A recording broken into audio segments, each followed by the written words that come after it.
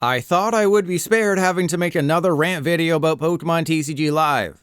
After all, the patch notes for this week's update were more boring than watching my son's baseball games. All they said is that Prismatic Evolution support is being added ahead of launch on Thursday, and they were fixing a bunch of cards nobody used. So imagine my surprise when I loaded up Live right after the update was released and found an insane number of changes. Where to begin? I guess the homepage is a good place. There's 4 things that should immediately jump out at you. First, the Arceus League badge. Does it look a little weird to you? That's because the outline for every ranked league badge has turned invisible. Because the dev definitely tests updates before they release them. Or this is intentional and it'll be replaced with something else tomorrow when the ladder resets. Still, it looks bad right now. Second, the pseudo dark mode.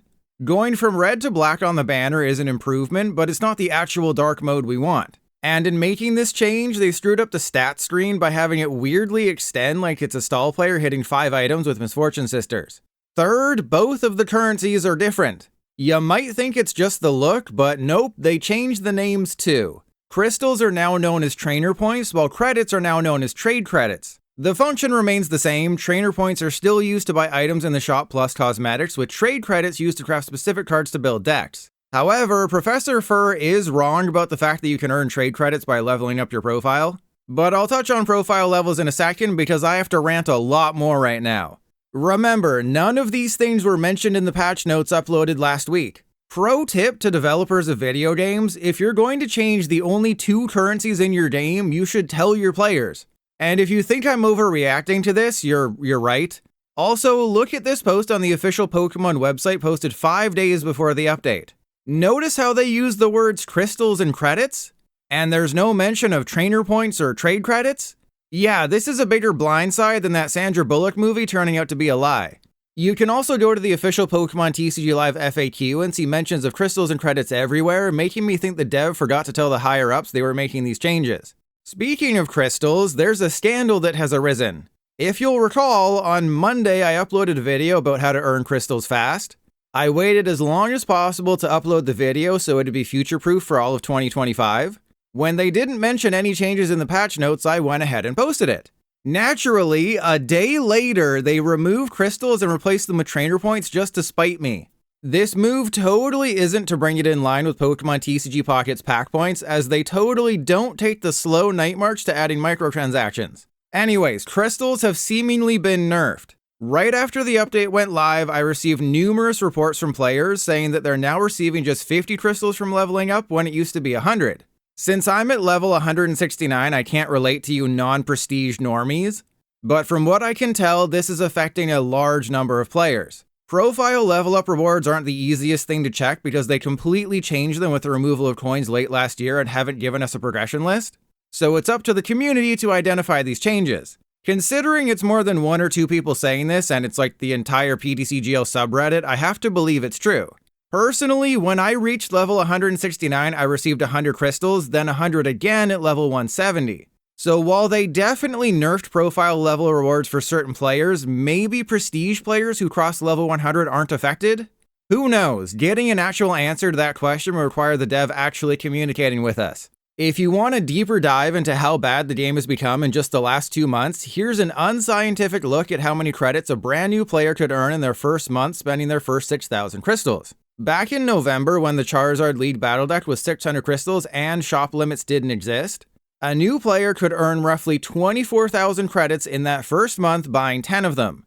Because the Zard deck is already free until March 2025, you started earning credits almost immediately, so it was great.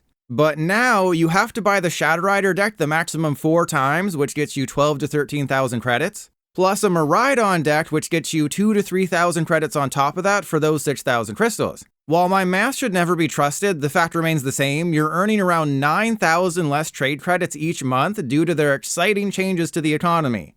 And shop limits also hurt the long-term credit gain, as month 2 using November 2024 numbers would have been 27,000 credits versus around 14,000 now. There is some good news with this week's update. Again, it wasn't mentioned in the patch notes, but they did improve the clarity of the cards. If I'd known about this change ahead of time, I would have kept track of more cards and made screenshots. But I can say with certainty that Ancient Booster, which was a blurry mess before, is now clearer than the instructions on Q-tips. They also appear to have upped the vibrancy of basic energy cards attached to Pokemon, though that one could definitely be my boomer eyes failing me. The best unlisted change is the introduction of a brand new evolution animation for Stellar Terra Pokemon. Obviously, this was done ahead of Prismatic Evolutions for all the evolutions that no one will actually use, but it's cool nonetheless. It's just a shame that new Stellar Terra Pokemon seemingly aren't being printed ever again because it's a genuinely great improvement.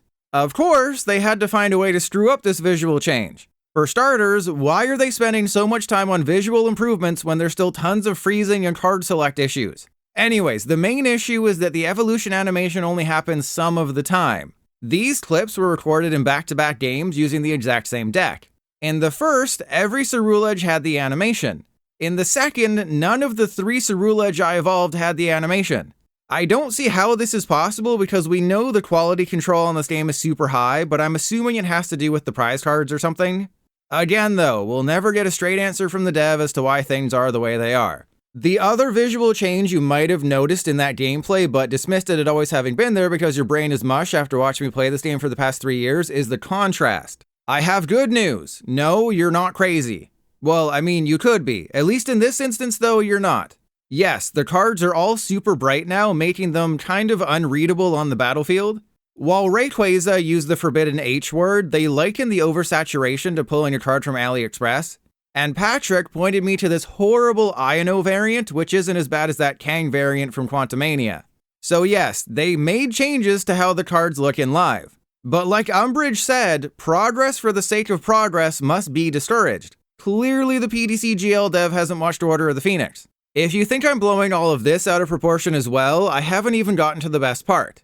I don't know what possessed them to do this, but when you attack with a water Pokemon, your opponent's Pokemon disappears and there's this weird mirror effect that shows up instead. It looks particularly horrible when you get Radiant Greninja'd, but I'm too lazy to get footage for that. Or I guess I could say I care about you too much to subject you to it. Yeah, that makes me sound less lazy. Again, this wasn't mentioned in the patch notes, yet it's a massive change to how battles look. And I mean, who asked for this? I turned board effects off to see if it could be removed, but that doesn't appear to be the case. So if you hate it as much as I do, well, maybe you should try to get into physical Pokemon cards. Oh dear God, no, never mind, stay with live, accept it, PTCGL is our new overlord. My favorite part about all the changes they're making to live is that it's all in an effort to improve the experience for trainers like you. Since making that announcement, they've more than doubled the price of the Charizard League Battle Deck, imposed shop limits to decimate credit farming, and nerf crystal rewards when leveling up. If this is how they improve the game, I'd hate to see what they do if they were trying to make it worse. Also, notice how the in-game message still calls them crystals and not trainer points? Oh, and they broke daily quests. I'm assuming this is another byproduct of them releasing the update for a new set 2 days before the new set actually comes out and it'll be fixed on Thursday. But just like the Arceus League badge invisibility, we don't know for sure.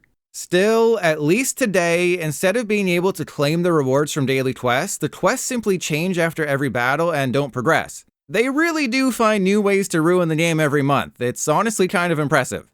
As I'm doing more research for this video and wrapping things up, I forgot to mention that they broke black and white holo cards. If you try to use the old Scoop Up Cyclone or Super Rod arts in live, which worked perfectly before the update, now they're just completely missing the art. How does something like this happen? Who knows? I doubt the dev knows. Based on past experience though, this should be fixed in a couple of months. And I'll stop the rant there because I didn't even want to make this video to begin with. I should have been spending all day today prepping for Prismatic Evolutions and all the streams I'll be doing starting on Thursday at 2 p.m. Pacific, 5 p.m. Eastern on Twitch.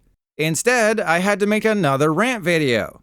Problem is, if I didn't, you wouldn't be able to keep track of all the negative changes the Pokemon Company is making to live. That's because for the past 3+ years, they've never been transparent with us. They make vague posts, they disappear for months at a time, and they make nonsensical visual changes nobody asked for. But when it comes to things we actually want and need, they're silent.